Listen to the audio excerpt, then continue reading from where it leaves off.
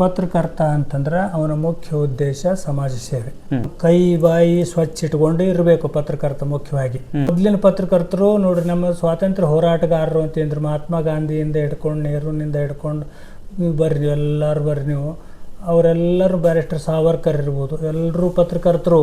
ಪತ್ರಿಕೋದ್ಯಮಿ ಅದು ಪವಿತ್ರ ವೃತ್ತಿ. ಅದು ನಾನು ಶಾಣೆ ಅಂದ್ರೆ ನನ್ನ ಬರವಣಿಗೆಯನ್ನು ಓದುವವ ನನ್ನ 10 ಪಟ್ಟು ಶಾಣೆ ಇರ್ತಾನ ಅನ್ನೋ ಪ್ರಜ್ಞೆ ನನ್ನಲ್ಲಿರಬೇಕು. ಅಂದಾಗ ಮಾತ್ರ ಅವ್ನು ಸಕ್ಸಸ್ಫುಲ್ ಜರ್ನಲಿಸ್ಟ್ ಆಗ್ತಾನೆ. ಮೈ ತುಂಬ ಎಚ್ಚರಿಕೆ ಇಟ್ಕೊಂಡು ಎಚ್ಚರಿಕೆಯಿಂದ ಕೆಲಸ ಮಾಡ್ತಾನೆ. ಒಂದನೇದ್ದು. ಮೊದಲು ಹ್ಯಾಂಗೆ ಪತ್ರಿಕೋದ್ಯಮ ಇತ್ತು? ಅದೊಂದು ಸಮಾಜ ಸೇವೆ. ಕರ್ನಾಟಕದ ಬಹುತೇಕ ಒಂದು 10-20 ಜಿಲ್ಲೆದಾಗ ಕೆಲಸ ಮಾಡಿನ ನಾನು. ಬೆಂಗಳೂರಿನ ವಿಧಾನಸಭೆ ಅಧಿವೇಶನವನ್ನು ಸುಮಾರು 20-25 ವರ್ಷಗಳ ಕಾಲ ನಾನು ವಿಧಾನಸಭೆ ಅಧಿವೇಶನದ ವರದಿಗಳನ್ನು ಮಾಡೇನೆ.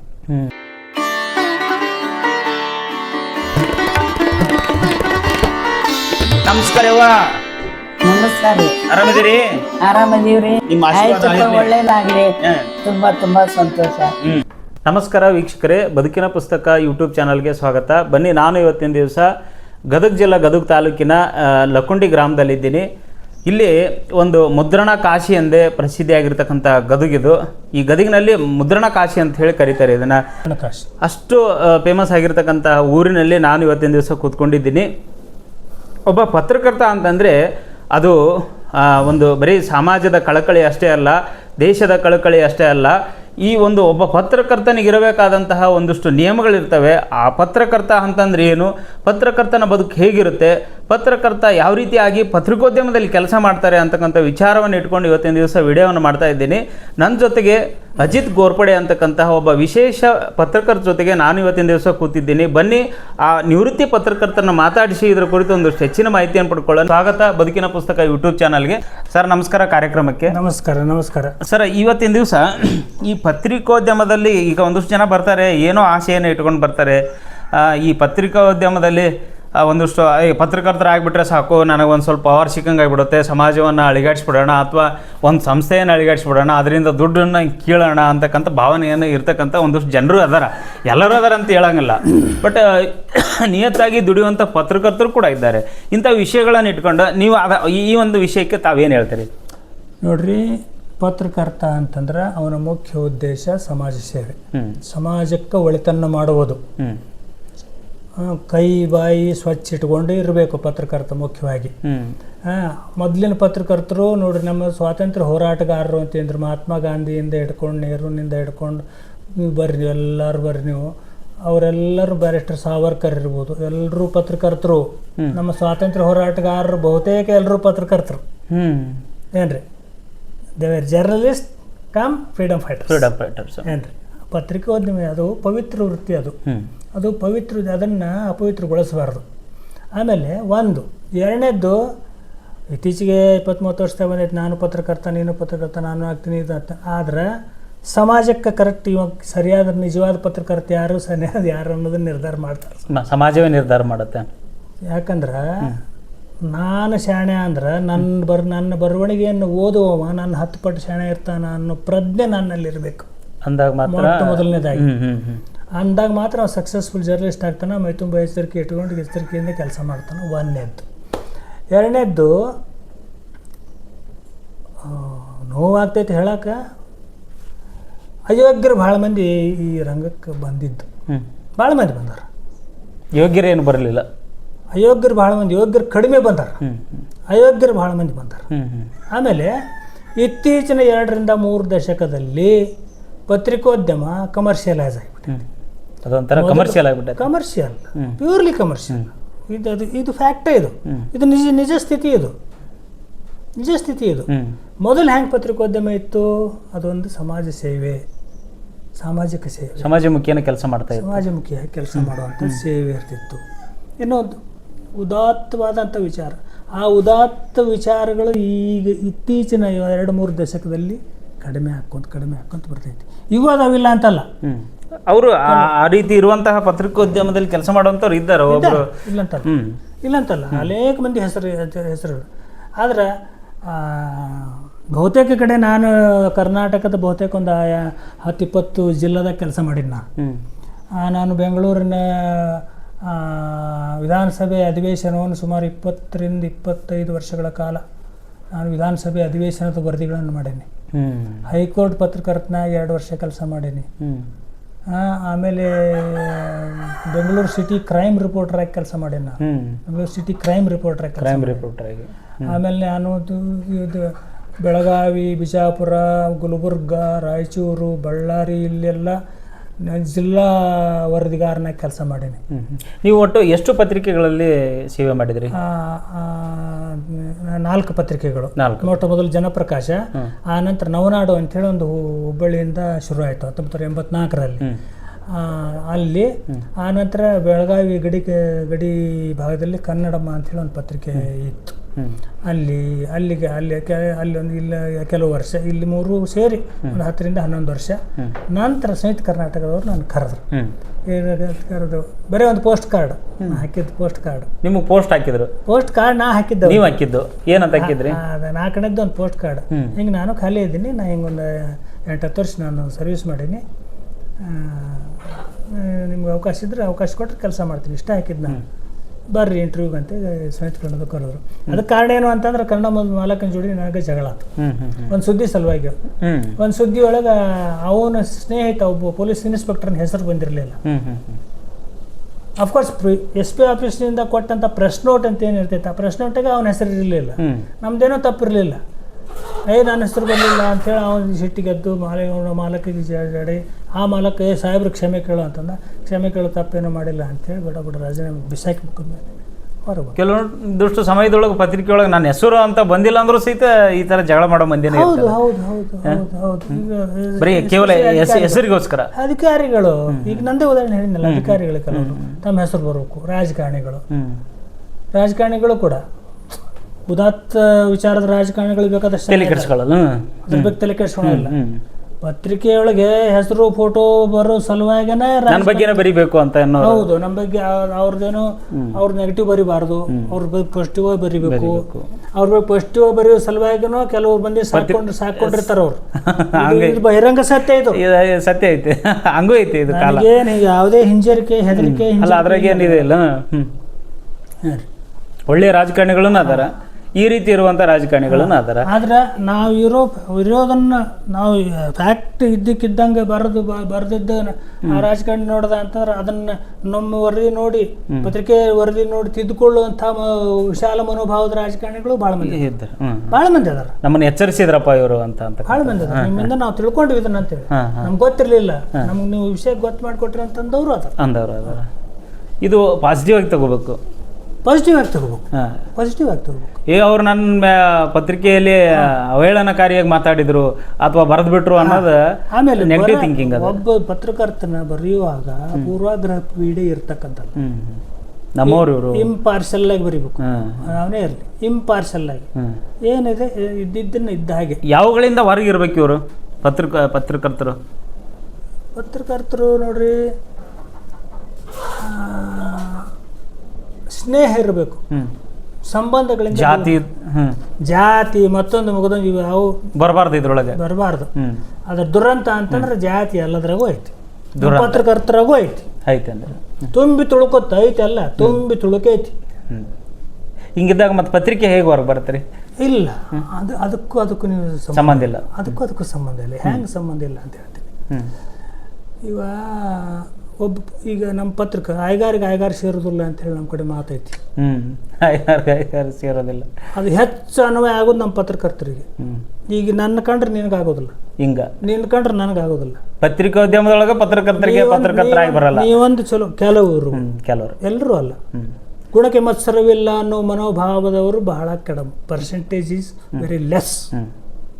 ಈಗ ನೀವು ಬರ್ದಿದ್ದನ್ನು ಬ್ಯೂಟಿಫುಲ್ ಆಗೈತೆ ರಿಪೋರ್ಟ್ ಅಂತೇಳಿ ಮನಸ್ಸು ತುಂಬಿ ಒಪ್ಕೊಳ್ಳೋದು, ನಿಮ್ಗೆ ಚೆನ್ನಾಗೈತೆ ಅಂತ ನಿಮ್ಗೊಂದು ಒಳ್ಳೆ ಮಾತನ್ನು ಮಾತಾಡೋದು, ಅದು ಆ ಮನೋಭಾವದ ಪತ್ರಕರ್ತರು ಭಾಳ ಕಡಿಮೆ ಆಗ್ಯಾರ. ಮೊದಲು ಇರ್ತಿದ್ರು. ಒಮ್ಮೆ ನಾ ಬರ್ದಿದ್ದೆ ನಿಮ್ಗೆ ಹೇಳ್ತೇನೆ.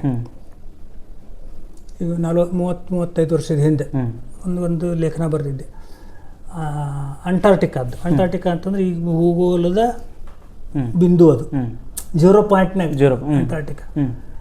ಅದ್ರ ಲೇಖನದ ಆರಂಭನ ಹೆಂಗೆ ಮಾಡಿದ್ದೆ ಅಂತಂದರೆ, ಇಲ್ಲಿ ಸೂರ್ಯ ಹುಟ್ಟಲು 6 ತಿಂಗಳು, ಸೂರ್ಯ ಹುಟ್ಟಿದ ನಂತರ ಮುಳುಗಲು 6 ತಿಂಗಳು, ಹ್ಮ್ ಮುಳುಗಿದ ಸೂರ್ಯ ಮತ್ತೆ ಮೇಲೆ ಏಳಲು 6 ತಿಂಗಳು. ಹ್ಮ್ ಇದು ಆರಂಭ. ಅಂದ್ರೆ ವರ್ಷದಾಗ 2 ಸರಿ ಸೂರ್ಯ ಕಾಣ್ತಾನೆ ಆ ಪಾಯಿಂಟ್ನಾಗ, ಹ್ಮ್ 0 ಬಿಂದು ಅದು. ಹ್ಮ್ ಅದನ್ನು ನೋಡಿ ನಮ್ಮ ಸೀನಿಯರ್ ಒಬ್ರು, ಯಾವ ಬ್ಯೂಟಿ ಏನು ಚಲೋ ಬರ್ದಾನೆ ಯಾರು ಹುಡುಗ, ಭಾಳ ಚಂದ ಬರ್ದ ನೋಡು, ಕರೆದ್ರು ಅಪ್ರಿಸಿಯೇಷನ್ಸ್. ಹಂಗೆ ಅಪ್ರಿಸಿಯೇಷನ್ಸ್ ಮಾಡೋರು ಈಗಿನ ಕಾಲದಲ್ಲಿ ಸಂಖ್ಯೆ ಭಾಳ ಕಡಿಮೆ ಐತ್ರಿ. ಹ್ಮ್ ಹ್ಮ್ ಆದಷ್ಟು ಉಳಿಬೇಕನ್ನೋರ. ನಿಮ್ಮ ಪತ್ರಿಕೋದ್ಯಮದ ಇಷ್ಟು ಒಂದು ಕಾಲದುದ್ದಕ್ಕೂ ನಿಮಗೆ ಒಂದು ಒಳ್ಳೆಯ ಸವಿ ನೆನಪು ಅಂದರೆ ಏನು ನೆನಪು ಮಾಡ್ಕೋತೀರಿ? ಸವಿ ನೆನಪು ಅಂತಂದ್ರೆ ನೋಡ್ರಿ, ಕಿತ್ತೂರು ಚೆನ್ನಮ್ಮನ 87ನೇ ಇಸ್ವಿ ಅಂತ ಕಾಣುತ್ತೆ. ಒಂದು ರಿಪೋರ್ಟ್ ಮಾಡಿದ್ದೆ ನಾನು, ಬೆಳಗಾವಿಯಾಗಿದ್ದೆ. ಕಿತ್ತೂರು ಚೆನ್ನಮ್ಮನ ತವ್ರ ಮನೆ ಕಾಕ್ತಿ. ಕಾಕ್ತಿ ಚೆನ್ನಮ್ಮನ ಅರಮನೆ ಅಂತಾರೆ, ಚೆನ್ನಮ್ಮನ ತವ್ರ ಮನೆ, ದೇಸಾಯರ್ ತವ್ರ ಮನೆ. ಅದು ಏನೋ ಅದನ್ನು ಸೈಟ್ ಮಾಡಿ ಮಾರಾಟಕ್ಕೆ ಹಚ್ಚಿದ್ರು ಅವರು ಸಂಬಂಧಿಕರು. ಆವಾಗ ಒಂದು ಬರೆದೆ ನಾನು, ಚೆನ್ನಮ್ಮನ ಜನ್ಮಸ್ಥಳ ಮಾರಾಟಕ್ಕಿದೆ ಅಂಥೇಳಿ ಬರೆದೆ. ನನ್ನ ಹೊಡಿ ಬಡಿ ಕಡಿತೀವಿ ಅಂತ ಎಲ್ಲ ಬಂತು. ರಾಮಕೃಷ್ಣ ಹೆಗಡೆ ಅವರು ಮುಖ್ಯಮಂತ್ರಿ ಇದ್ದರು ಆ ಸಂದರ್ಭದಲ್ಲಿ, 87ನೇ ಇಸ್ವಿ, 87 ರಾಮಕೃಷ್ಣ ಹೆಗಡೆ ಅವ್ರ ಸಂದರ್ಭದಲ್ಲಿದ್ದರು. ಅಂದರೆ ರಿಸ್ಕ್ ಹಾಗೆ ಅವರು ದೇಸಾಯರ ಮಂದಿ ನಾನು ಹುಡುಕಾಡಕತ್ತಿತ್ತು, ಕೈಕಾಲು ಮುರಿನು ಅಂತೇಳಿ ಹಿಂಗೆ ಬರ್ದ್ಬಿಟ್ಟಾನಂತ. ಅವ್ರ ಇನ್ಕಮ್ ಹೊಡೆದು ಬಿತ್ತಲ್ಲ, ಅವ್ರ ಆಸ್ತಿ ಅದು, ಅಫ್ಕೋರ್ಸ್ ಅವ್ರ ಆಸ್ತಿ ನಿಜ. ಬಟ್ ಕಿತ್ತೂರು ಚೆನ್ನಮ್ಮ ಆಗಲಿ ಅದಾಗಲಿ ಅದು ರಾಷ್ಟ್ರೀಯ ಆಸ್ತಿ. ಅವ್ರಿಗೆ ಸರ್ಕಾರ ಅವ್ರು ಕೊಡಬೇಕಾದ ಮಂತನಕ್ಕೆ ಪರಿಹಾರ ಕೊಟ್ಟದ್ದು ಸರ್ಕಾರ ರಾಷ್ಟ್ರೀಯ ಸ್ಮಾರಕ ಆಗಿ ಉಳಿಸ್ಕೋಬೇಕು ಅನ್ನುವಂಥದ್ದು ನನ್ನ ವಾದ ಇತ್ತು, ಲೇಖನದ ವಾದ ಇತ್ತು. ರಾಮಕೃಷ್ಣ ಹೆಗಡೆಯವರು ಸ್ವತಃ P.A. ಹಿರೇಮಠ ಅಂತೇಳಿ ನಮ್ಮ ರಿಪೋರ್ಟರ್ ಇದ್ದರು ಇದಕ್ಕೆ. ಹಿರೇಮಠ ಹೇಳಿ ಯಾರು ಇವರು ಗೋರ್ಪಡೆ, ಅಜಿತ್ ಗೋರ್ಪಡೆ ಅಂತ. ಹೆಗಡೆಯವರು CM ಆಫೀಸ್ನಿಂದ ಫೋನ್ ನನಗೆ ಬಂತು, ಏನಿದೆ ಡೀಟೇಲ್ಸ್, ಏನು ಎಂತ ಹೇಗೆ ಡೀಟೇಲ್ಸ್. ಸುಮಾರು ಅರ್ಧ ಗಂಟೆ ಮಾತಾಡಿದರು ಮುಖ್ಯಮಂತ್ರಿಗಳು, ರಾಮಕೃಷ್ಣ ಹೆಗಡೆಯವರು. ಮಾತಾಡಿದ ನಂತರ ಸರ್ ಹೀಗಿದೆ ಅವನ್ನೆಲ್ಲ ಎಲ್ಲ ಡೀಟೇಲ್ಸ್ ತೊಗೊಂಡು ಬರ್ತೀರಾ ದಯವಿಟ್ಟು ಬೆಂಗಳೂರಿಗೆ? ಸರಿ ಸರ್ ಬರ್ತೀನಿ ಅಂತಿದ್ದೆಲ್ಲ ಕೊಟ್ಟೆ. ಅವ್ರದನ್ನು ಸ್ಟಾಪ್ ಮಾಡಿದ್ರು, ಇಮಿಡಿಯೇಟ್ DC ಹೇಳಿ ಅದನ್ನು ಸ್ಟಾಪ್ ಮಾಡಿ ಫ್ಯಾಮಿಲಿಗೆ ಏನು ಪರಿಹಾರ ಕೊಡೋದು ಅದನ್ನೇನು ಅಸೆಂಬ್ಲಿ ಮೂವ್ ಮಾಡಿದ್ರು. ಒಂದು CM ಮಾತಾಡಿದ್ನಲ್ಲ, ನನಗೂ ಅವ್ರಿಗೆ ಪರಿಚಯ ಇಲ್ಲ ಏನಿಲ್ಲ. ಅವರೇನು ರಾಮಕೃಷ್ಣ ಹೆಗಡೆ ಅವ್ರು ನನಗೆ ಅವ್ರ ಕಣ್ಣಾಕೋದು. ಹಿಂಗೆ ಅಜಿತ್ ಗೋರ್ಪಡೆ ಅನ್ನೋ ಒಬ್ಬ ಪತ್ರಕರ್ತ ಪರಿಚಯ ಆಯಿತು. ಇನ್ನೊಂದು ಘಟನೆ 1993 ರಾಯಚೂರು ಜಿಲ್ಲಾ ವರದಿಗಾರನ ಕೆಲಸ ಮಾಡ್ತಾ ಇದ್ದೆ. ನಿಮ್ಮ ಕೊಪ್ಪಳ ಜಿಲ್ಲೆ ಆಗಿರಲಿಲ್ಲ ಇನ್ನು, ಅಖಂಡ ರಾಯಚೂರು ಜಿಲ್ಲೆ ಇರ್ತಾವ ಇನ್ನು. 93 ಕೊಪ್ಪಳ ಆಗಿರಲಿಲ್ಲ, ಕೊಪ್ಪಳ ಜಿಲ್ಲೆ ಒಳಗೆ. ಕೊಪ್ಪಳ ಜಿಲ್ಲೆ 96 ಆಯ್ತು, 7 ಹೊಸ ಜಿಲ್ಲೆಗಳು. ಆವಾಗ ರಾಯಚೂರಿಗೆ 40-45 ಕಿಲೋಮೀಟರ್ ದೂರದಲ್ಲಿ ಗದ್ವಾಲ ಅಂತ ಒಂದು ಊರಿದೆ. ಅಲ್ಲಿ ಆಂಧ್ರ ಪ್ರದೇಶದ ಏರಿಯಾ ಅದು. ಅಲ್ಲಿ ಒಂದು ಜುರಾಲ ಅಣೆಕಟ್ಟು ಕಟ್ಟಾರ, ಜುರಾಲ ಡ್ಯಾಮ್. ಅವರು ಅನಧಿಕೃತವಾಗಿ 6 ಮೀಟರ್ ಅದರ ಹೈಟ್ ಏರ್ಸಕತ್ತಿದ್ರು. ಜುರಾಲ ಡ್ಯಾಮ್ ಜುರಾಲ ಡ್ಯಾಮ್ ಕಟ್ಟೋದಲ್ದೇ ಅನಧಿಕೃತವಾಗಿ 6 ಮೀಟರ್ ಅದರದ್ದು ಹೈಟ್ ಏರಿಸೋದು. ಅದರ ಉದ್ದೇಶ ಏನು ಅಂತಂದ್ರೆ ನಮ್ಮ ಆಲಮಟ್ಟಿ ಜಲಾಶಯದ ನೀರನ್ನು ಸೆಳೆಯೋದ್ರ ಸಲುವಾಗಿ ಅಂತ ಉದ್ದೇಶ ಅಂತ ಬರೆದೆ ನಾನು. ಅದನ್ನೆಲ್ಲ ಸಂಗ್ರಹ ಮಾಡಿ ಇದು ಮಾಡಿ ಅದನ್ನು ಸಿರೀಸ್ ಆಫ್ ಆರ್ಟಿಕಲ್ಸ್ ಬರೆದ್ಬಿಟ್ರೆ. ಜುರಾಲ ಡ್ಯಾಮ್ ಇದು ಇಲ್ಲಿಗಲ್ಲು. ಅವ್ರ ಉದ್ದೇಶ ಏನು ಅಂತಂದರೆ ನಮ್ಮ ಆಲಮಟ್ಟಿ ಜಲಾಶಯದ 700 TMC ನೀರಿನಲ್ಲಿ ಇವರು ಸೆಳೆಯೋದು. ನೋಡಿ, ಕೃಷ್ಣಾ ನದಿಯ ನೀರಿನಲ್ಲಿ 500 TMC ಮಹಾರಾಷ್ಟ್ರದ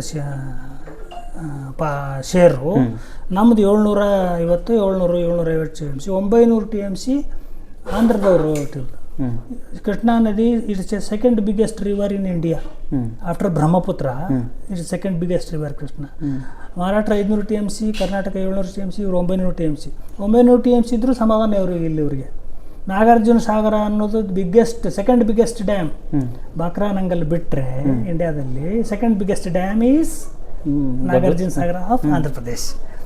ಇದನ್ನು ಕಟ್ಟುವ ಉದ್ದೇಶ ಅಂದರೆ ನಾವು ಆಲಮಟ್ಟಿ ನೀರನ್ನು ಸೆಳ್ಕೊಂಡಾಕ, ನಮ್ಮ ಡ್ಯಾಮ್ ಖಾಲಿ ಐತಿ, ನಮ್ಮ ನೀರು ಬಿಡ್ರಿ, ರೈತರು ಸಹಾಯಕತ್ತಾರ, ಅದಕ್ಕೋಸ್ಕರ ಮೇಲೆ ದುರುದ್ದೇಶ. ಮತ್ತು 6 ಮೀಟರ್ ಅನಧಿಕೃತ ಹೈಟ್. ಅದೆಲ್ಲ ಸ್ಟಡಿ ಮಾಡಿ ಬರೆದೆ ನಾನು. ನನ್ನ ಮೇಲೆ ಹಲ್ಲೇನ ಆಯ್ತು ಆ ಸಂದರ್ಭದಲ್ಲಿ. ಅಲ್ಲೇ ಸಾಯಂಗೆ ಹೊಡೆದಿದ್ರು ಆಂಧ್ರದವ್ರು ಬಂದು. ಇವನು ಅನುಭವಿಸಿರಿ ನೀವು. ಇದು ಬಹುಶಃ ನಿಮ್ಮ ಕೈ ಘಟನೆ ಇರ್ಬೋದಂತ. ನಾಯಿ ಹೊಡೆದಕ್ಕೂ ಇಲ್ಲ. I am proud of it. ಖುಷಿ ಘಟನೆ ಅದು. ಖುಷಿ ಘಟನೆ ಅದು. ಖುಷಿ ಘಟನೆ. ಹಾಂ, ಖುಷಿ ಘಟನೆ. ಸತ್ತಿದ್ರೆ ನಾನು ನಮ್ಮ ಕರ್ನಾಟಕ ಕನ್ನಡ ಮಣ್ಣಿನ ಸಲುವಾಗಿ ನಾನು ಹೋರಾಟದ ಒಂದು ಫಲ ಆಗ್ತಿತ್ತು, ತ್ಯಾಗ ಮಾಡ್ದಂಗೆ ಆಗ್ತಿತ್ತು. ಅಫ್ಕೋರ್ಸ್ ನನಗೆಲ್ಲ ಬದುಕಿಸಿದ್ರು ಎಲ್ಲ ಸರ್ಕಾರ. ಅವಾಗ JH ಪಟೇಲ್ರು ಮುಖ್ಯಮಂತ್ರಿ 96. JH ಪಟೇಲ್ರು ಮುಖ್ಯಮಂತ್ರಿ ಇದ್ರು. ಫೋನ್ ಮಾಡಿದ್ರು. ಪಟೇಲ್ರ ಮೊದಲು ಅವಾಗ ಅಷ್ಟೊತ್ತಿಗೆ ಪರಿಚಯ ಆಗಿಬಿಟ್ಟಿತ್ತು ನಾನು. ಅಸೆಂಬ್ಲಿ ರಿಪೋರ್ಟರ್ ಇದ್ನಲ್ಲ ಅವಾಗ. ಅದೇನು ಡೀಟೇಲ್ಸ್ ಅಪ್ಪ, ಏನು ಪಾರ್ಟಿ ಡೀಟೇಲ್ಸ್ ಐತಿ, ಏನು ಡೀಟೇಲ್ಸ್ ಐತಿ ಕೊಡೋ.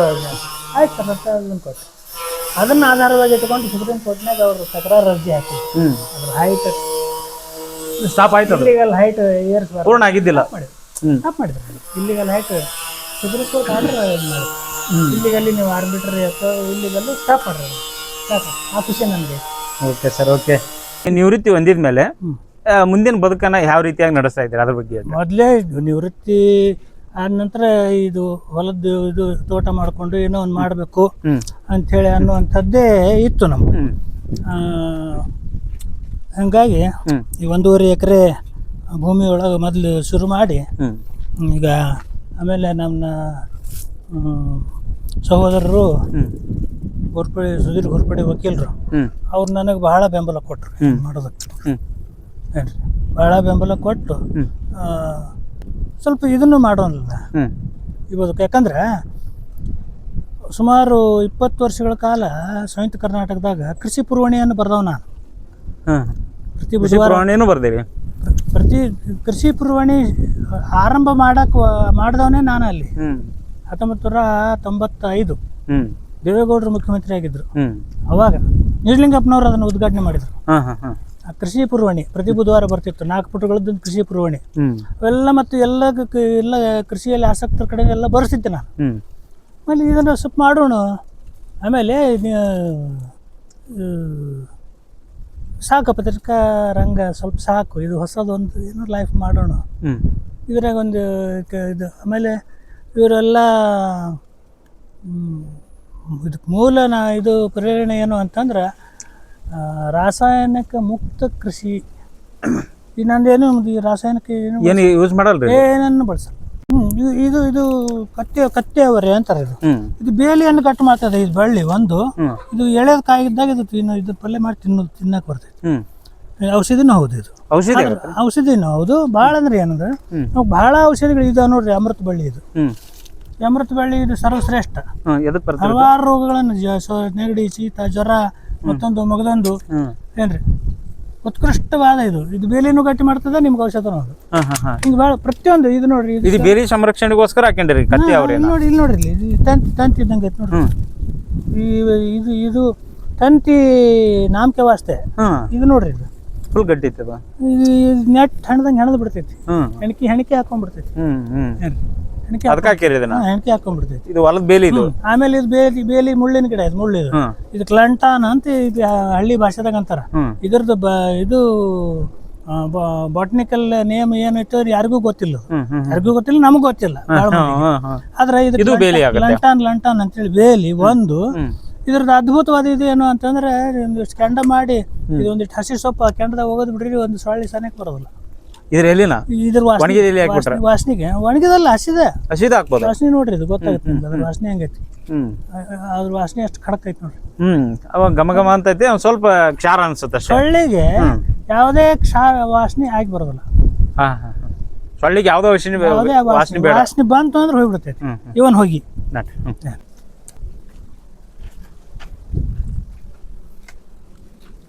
ಇವು ನಮ್ಮ ಸೆಕ್ಯೂರಿಟಿ ಗಾರ್ಡ್ಸ್ ನಾಯಿ ಸಾಕಿರಿ. ರಾತ್ರಿ ಬಿಡ್ತೀವಿ. ಯಾವ ನಾಯಿ ರೀ ಇವು? ಇಲ್ಲ, ಮಾಮೂಲಿ ಇಲ್ಲಿ ಸ್ಥಳೀಯ ನಾಯಿನ. ಲೋಕಲ್ ಇಲ್ಲಿ ನೋಡ್ರಿ, ಇಲ್ಲಿ ಡೇಂಜರಸ್ ಡಾಗ್ ಇಲ್ಲಿ ಐತಿ. ಈಗಾಗಲೇ 2 ಕುರಿ ತಿಂದೈತಿ ಬಂದು. ಡೇಂಜರಸ್ ನಾಯಿ. ಒಂದು 20 ಕೋಳಿ ತಿಂದೈತಿ. 20 ಕೋಳಿ ತಿಂದೈತಿ. ಅದಕ್ಕೆ ಇವನ್ನೆಲ್ಲ ಒಳಗೆ ಹಾಕಿ ನಾವು ಹೊರಬಿಡ್ತೀವಿ. ಸರ್, ಇದು ಕೃಷಿಯನ್ನ ಕೃಷಿ ಈ ಸಮಗ್ರ ಕೃಷಿ ಎಲ್ಲಾನು ಒಂದೇ ಥರದ ಬೆಳೆ ಹಾಕೋಂಗಿಲ್ಲ. ಒಂದೇ ಥರದ ಬೆಳೆ ಹಾಕೋಂಗಿಲ್ಲ, ಸಮಗ್ರವಾದಂಥ ಕೃಷಿ ಇರಬೇಕು. ಎಲ್ಲ ಬೆಳೆಗಳು ಇರಬೇಕು. ಹಲವಾರು, ಒಂದರಲ್ಲಿ ಹಾನಿ ಆದರೂ ಒಂದರಲ್ಲಿ ಬರುವ ಹಾಗೆ ಒಂದು. ಆಮೇಲೆ ಭೂಮಿಯ ಫಲವತ್ತತೆಯನ್ನು ಹೆಚ್ಚಿಸೋದಕ್ಕೆ ಎಲ್ಲ ಸಸ್ಯಗಳು ಬೇಕು. ಯಾವ ಬೆಳೆ ಇದು? ಏನಿದೆ ಇದು? ದಾಲ್ಚಿನ್ನಿ ಗಿಡ.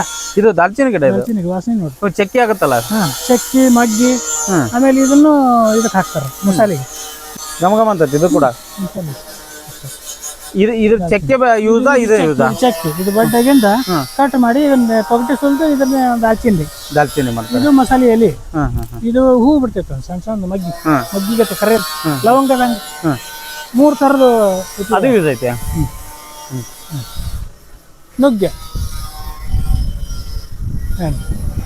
ನುಗ್ಗೆಕಾಯಿ ಎಲ್ಲಿ ನೋಡಿದ್ರೆ ನುಗ್ಗೆಕಾಯಿ. ನುಗ್ಗೆ ಇದು ಎಲೆ ಭಾಳ, ಇದು ಅತ್ಯಂತ ಪೌಷ್ಟಿಕ. ಅದು ಎಲೆ, ತೊಗಟಿ, ಕಾಂಡ, ಬೇರು, ಕಾಯಿ ಎಲ್ಲ ಲಾಭ ಐತೆ. ಎಲ್ಲನೂ ಪೌಷ್ಟಿಕ, ಉತ್ಕೃಷ್ಟವಾದ ಪೌಷ್ಟಿಕತೆಯಿಂದ ಕೂಡಿದ್ದು.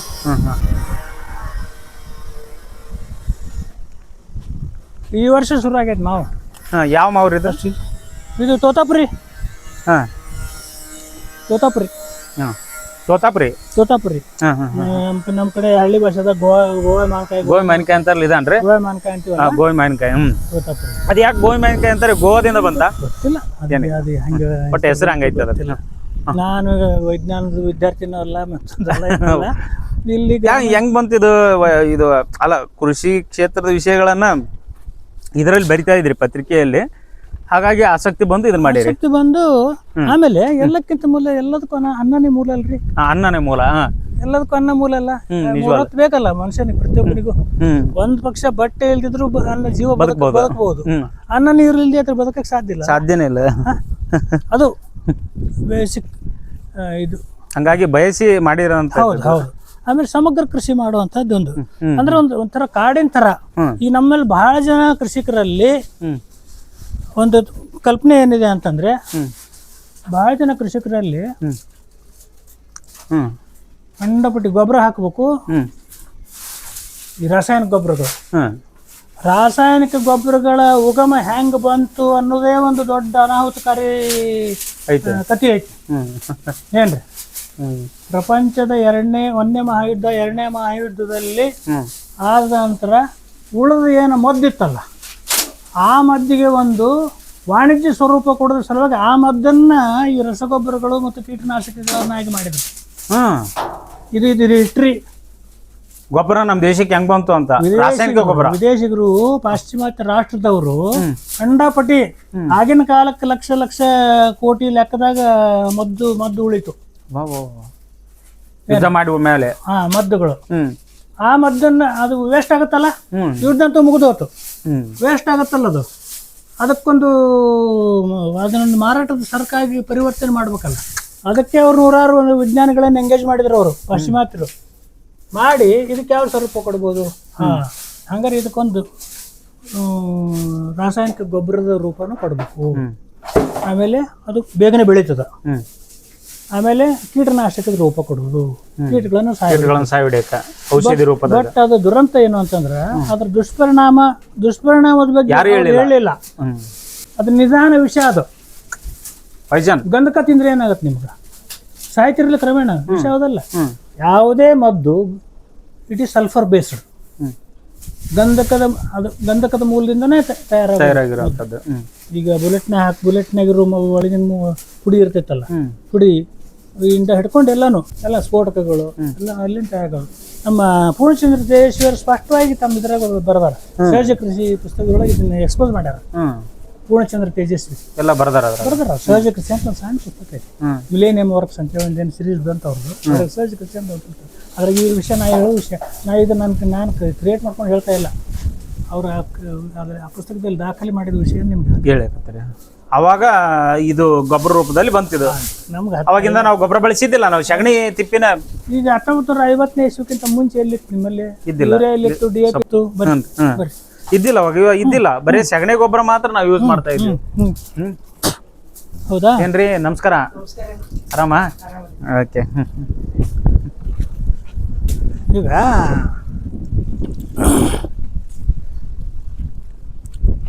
ಆ ಗೊಬ್ಬರದಿಂದ ಭೂಮಿ ತನ್ನ ಸತ್ವವನ್ನು ಕಳ್ಕೊಂತದ ಕಾಲಾಂತರದಲ್ಲಿ. ಏನು ಕಾಲಾಂತರದಲ್ಲಿ ಭೂಮಿ ತನ್ನ ಸತ್ವವನ್ನು ಕಳ್ಕೊಂತೈತಿ. ಇದಕ್ಕೆ ಲೆಮನ್ ಗ್ರಾಸ್ ಅಂತಾರೆ. ಅದು ಅದು ಇದು ಏನ್ರಿ ಇದು? Lemon grass. Lemon grass. Lemon grass ಚಹಾದ ಹುಲ್ಲು ಅಂತಾರೆ. ವಾಸನೆ ನೋಡ್ರಿ. ಚಹಾ ಮಾಡ್ಲಿಕ್ಕೆ ಇದು ನೀವು ಚಹಾ ಹಾಕಿದ್ರೆ ಗಮ್ಮ ಗಮ್ಮ ಗಮ್ಮ ಗಮ್ಮ ಗಮ್ಮ ಲಿಂಬೆಹಣ್ಣಿನ ವಾಸನೆ ಬರ್ತದೆ ಇದು. ಗಮ್ಮ ಗಮ್ಮ ಗಮ್ಮ ಅಂತ ಚಹಾ ಇದನ್ನ ಕಟ್ ಮಾಡಿ ಒಣಗಿಸಿ ಇಟ್ಕೊಂಡು ಮಾಡ್ಬೋದಾ? ಮಾಡ್ಬೋದು. ಇದು ಒಣಗಿದಾಗನು ಅಷ್ಟೇ ವಾಸನೆ ಇರ್ತದೆ. ನೋಡಿ, ಇದು ಒಣಗಿದ ತೆಗೆದು ನೋಡ್ರಿ. ಒಣಗಿದ ವಾಸನೆ ನೋಡ್ರಿ. ಇದು ಇದು ಅದೇ ಸ್ಮೆಲ್ ಐತೆ, ಸ್ವಲ್ಪ ಕಡಿಮೆ ಇರ್ತದೆ. ಲಿಂಬು ಸ್ಮೆಲ್ ಒಂದು ಕುದಿ ಕುದಿಸ್ಬೇಕು ಅಷ್ಟೇ. ಅಷ್ಟೇ. ಹಸಿದು ಬಳಸ್ಬೋದು, ಒಣಗಿದ್ದು ಬಳಸ್ಬೋದು. ಇದು ಮಾಗಣಿ ಬೇರು ಅಂತ. ಇದು ಉಪ್ಪಿನಕಾಯಿ ಹಾಕಕ್ಕೆ ಬಳಸ್ತಾರೆ. ಉಪ್ಪಿನಕಾಯಿ ಹಾಕಕ್ರಿ? ಇದ್ರ ಬೇರು ಬಳಸ್ತಾರೆ. ಒಳಗೆ ಬೇರು ಇರ್ತೈತಿ. ಬೇರು ಬರ್ತೈತಿ. ಅದು ಮಾಗಣಿ ಬೇರು. ಅಶ್ವಗಂಧ ಅಂತ ಹೇಳಿ ಬರ್ತೈತಲ್ಲ, ಹಂಗ ಮಾಗಣಿ ಬೇರು ಅಂತಾರೆ ಇದಕ್ಕೆ. ಯಾವ ಉಪ್ಪಿನಕಾಯಿ ಬೇಕಾದ್ರೆ ಹಾಕ್ಬೋದು. ಇದ್ರದ್ದು ಮಾವಿನಕಾಯಿ ಉಪ್ಪಿನಕಾಯಿ ಬಳಸ್ಬೋದು. ಮಾವಿನಕಾಯಿ, ಲಿಂಬೆಕಾಯಿ, ಉಪ್ಪಿನಕಾಯಿ ಹಾಕ್ತಾರಲ್ಲ, ಹಂಗ ಬಳಸ್ಕೋಬಹುದು. ಇಲ್ಲಿ ಈಗ ಅದಕ್ಕೆ ಹಾಕಿರೇನು? ಇದು ಯಾವ್ದು ಉದ್ದೇಶಕ್ಕೆ ಹಾಕಿರೇನ? ಈಗ ನಾವು ಉಪ್ಪಿನಕಾಯಿಗೆ, ಮನಿ ಬಳಕೆಗೆ. ಕೆಡೋದು ಯಾವ ಉದ್ದೇಶ ಏನ್ರಿ ಇದನ್ನ ಹಾಕೋದು? ಈ ಬೇರೆ ಹಾಕೋ ಉದ್ದೇಶ ಅಂದ್ರೆ ಉಪ್ಪಿನಕಾಯಿ ಮಾಡೋದು. ಕೆಡೋದಿಲ್ಲ ಅಂತಾರ ಏನು? ಉಪ್ಪಿನಕಾಯಿ ಇದನ್ನೇ ಉಪ್ಪಿನಕಾಯಿ ಹಾಕೋದು. ಇದ್ರ ಬೇರು ಇದನ್ನ ವರ್ಷಕ್ಕೊಮ್ಮೆ ತೆಗಿಯೋದು. ತೆಗೆದು ಇದನ್ನ ಮತ್ತೆ ಸಸಿ ಇದನ್ನ ನೆಟ್ ಬಿಟ್ರೆ ಸಸಿ ಆಗತ್ತೆ. ಇದು ಇಷ್ಟಿಷ್ಟು ನಾಟತ್ತೆ, ಮತ್ತೆ ಸಿಗಿತೈತಿ. ಮತ್ತೆ ಸಿಗಿತೈತಿ. ಇದ್ರ ಮ್ಯಾಲಿಂದ ಏನೈತಲ್ಲ ಕಟ್ ಮಾಡಿ ಸಸಿಗಳನ್ನ ತುರುಕಿ ನೀರು ಹಾಸಿಬಿಟ್ರೆ ಮತ್ತೆ ಬೇರೆ ಡೆವಲಪ್ ಆಗುತ್ತೆ. ವರ್ಷಕ್ಕೊಂದ್ಸರಿ ಆ ಬೇರ್ನ ಉಪ್ಪಿನಕಾಯಿ ಹಾಕ್ಬೋದು ನೀವು. ಹೌದು. ಎಲ್ಲ ಕಡೆ ಜಗ್ ಬೆಳೆದಿರಿ ಇದನ್ನ, ಸಿಕ್ಕಾಪಟ್ಟೆ ಐತಿ. ಒಂದು ಸಾಲು ನಮ್ಮ ಮನೆ ಪೂರ್ತಿ ಹಾಕೊಂಡಿದ್ದೀವಿ. ಎಲ್ಲಿಂದ ತಂದಿರಿ ಇದನ್ನ? ಇದು ಆ ಕಡೆ ಬೆಳಗಾವಿ ಕಡೆ ಭಾಳ ಸಿಗುತ್ತೆ. ಬೆಳಗಾವಿ ಕಡೆ ನಮ್ಮಲ್ಲಿ ಇಲ್ಲ. ನಮ್ಮಲ್ಲಿ ಮಾವಿನಕಾಯಿ ಜೊತೆಗೆ ಹಾಕದ ಅಥವಾ ಏನ ಸಪರೇಟ್ ಹಾಕ್ಬೇಕು ಇದನ್ನ? ಇಲ್ಲ ಹಿಂಗೆಲ್ಲ ಹಾಕಿದ್ದಿಲ್ಲ. ಇದನ್ನ ಅಲ್ಲಲ್ಲ ಬೆಳೆ ಮಾವಿನಕಾಯಿ ಉಪ್ಪಿನಕಾಯಿ ಹಾಕ ಇದನ್ನ ಪ್ರತ್ಯೇಕ ಇದನ್ನ ಮಿಕ್ಸ್ ಮಾಡ್ಬೋದು. ಅದ್ರ ಪ್ರತ್ಯೇಕ ಇದನ್ನ ಸಪರೇಟ್ ಹಾಕ್ಬೋದು. ನೀವು ಬೆಳಗಾವಿಗೆ ಹೋದ್ರೆ ಮಾವಿನ ಮಳ ಉಪ್ಪಿನಕಾಯಿ ಕೊಡ್ರಿ ಅಂತಂದ್ರೆ ಅದು ಸಪರೇಟ್ ಉಪ್ಪಿನಕಾಯಿ ಇದ್ರದ್ದೇ ಕೊಡ್ತಾರೆ. ನಮ್ಗೆ ಗೊತ್ತಿರ್ಲಿಲ್ಲ ನೋಡ್ರಿ. ಬೆಳಗಾವಿಯಲ್ಲಿ ಸಿಗುತ್ತೆ ವಿಶೇಷ. ಬೆಳಗಾವಿಯಲ್ಲಿ. ಬೇರೆ ಕಡೆ ಬೇರೆ ಈಗ ಬೇರ್ ಬಿಟ್ಟಿಲ್ರಿ ಇದು? ಈಗ ಬೇರೆ ಬಿಟ್ಟದ. ಬೇರೆ ಬಿಟ್ಟದ. ಇದೇ ದಿನದಲ್ಲಿ ಸಿಗುತ್ತೆ ಬೇರು ಇದು. ಈಗ ನಾಳೆ ಮಳೆ ಬಿದ್ದಂತ ಆಗಿದ್ದೀವಿ. ಇದನ್ನ ಅಂದ್ರೆ ಇದು ಮತ್ತೆ ಸಿಗಬೇಕಲ್ಲ, ಒಳ್ಳೆ ಇದ್ರದ್ದು ಕೊಲ್ಲಿನ ಹಚ್ಬಿಡೋದು ಒಳ್ಳೆ. ಮತ್ತೆ ಒಂದು ವರ್ಷಕ್ಕೆ ಬೇರು ಬರ್ತಾವ. ಇದು ಇನ್ಸುಲಿನ್ ಟ್ರೀ ಅಂತೇಳಿ ಶುಗರ್ನವ್ರು ತಿಂತಾರೆ. ಹುಳಿ ಇರ್ತದೆ ಇನ್ಸುಲಿನ್ ಅಂತೇಳಿ. ಇನ್ಸುಲಿನ್ ಟ್ರೀ ಶುಗರ್ನವ್ರಿಗೆ ಔಷಧಿ. ಆಮೇಲೆ ಹೂವಿನ ಗಿಡಗಳನ್ನು ಹುಳಿ ಐತ್ರಿ ಇದು. ಹೂವಿನ ಗಿಡ ಇದು ಪಾರಿಜಾತ ಹೂವು. ಪಾರಿಜಾತ ಹೂವಿನ ಗಿಡಗಳನ್ನು ಹಚ್ಚಬೇಕು. ಯಾಕಂದ್ರೆ ದುಂಬಿಗಳು, ಹುಳುಗಳು ಎಲ್ಲ ಆಕರ್ಷಣೆ ಮಾಡೋದಕ್ಕೆ.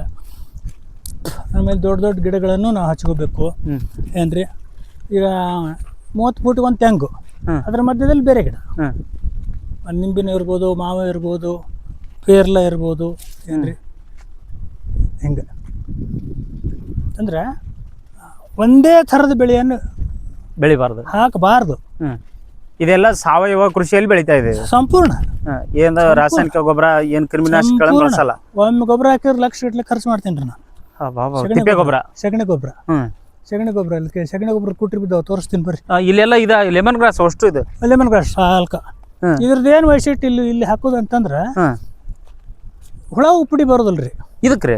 ಹುಳ ಉಪ್ಪಡಿ ಬರೋದಿಲ್ಲ. ಇದ್ರ ವಾಸನೆ ಒಂದು. ಇದ್ರದ್ದು ಗರಿ ಇರ್ತೈತಲ್ಲ, ಈ ಕಬ್ಬಿನ ಗರಿ ಇದ್ದಂಗೆ ಮುಳ್ಳು, ಸಣ್ಣ ಮುಳ್ಳು ಇರ್ತಾವ. ಅದ್ರ ಚರ್ಮಕ್ಕೆ ಇದು ಇರಿಟೇಷನ್ ಆಗತ್ತೆ. ಹುಳ ಉಪ್ಪಡಿ ಅಂದ್ರೆ ಹಾವುಗಳು ಬರಲ್ಲ. ಹಾವುಗಳು ಇದ್ರಾಗ ಅಜೀಬಾತ್ ಹಾವುಗಳು ಬರೋದಿಲ್ಲ. ಧೈರ್ಯವಾಗಿ ಕಾಲಿಟ್ಕೊಂಡು ಇಟ್ಬೋದು ನೀವು. ಆ ಉದ್ದೇಶಕ್ಕೆ ಹಾಕಿರೋದು ಇದನ್ನ.